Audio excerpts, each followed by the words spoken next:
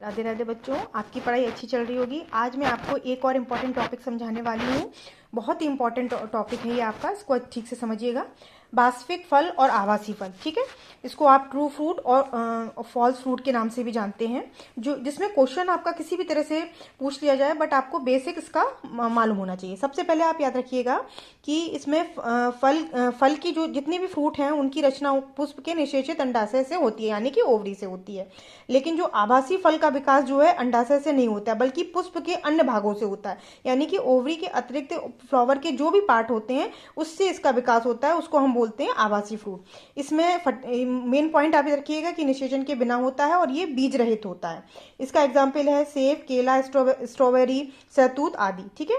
और अब वास्तविक फल का विकास अंडाशय के अतिरिक्त किसी अन्य भाग से नहीं हो सकता है। जो ट्रू फ्रूट्स होते हैं उसमें क्या होता है कि इसका ओवरी के अतिरिक्त किसी अन्य भाग से नहीं हो सकता है, तो इसलिए हम उनको ट्रू फ्रूट्स या वास्तविक फल कहते हैं। इसमें निषेचन होता है और बीज पाए जाते हैं। इससे एग्जाम्पल है आम, अंगूर, आंवला, खजूर और अखरोट, ठीक है।